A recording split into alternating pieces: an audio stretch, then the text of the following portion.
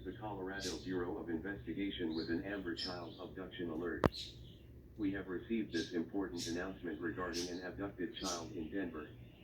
The Denver Police Department is searching for 2-year-old Jaleel Jones.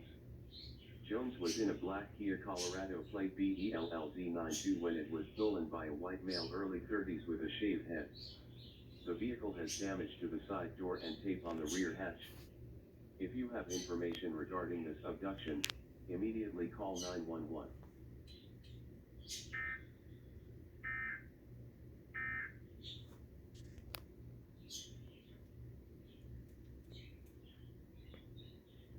It's still scrolling.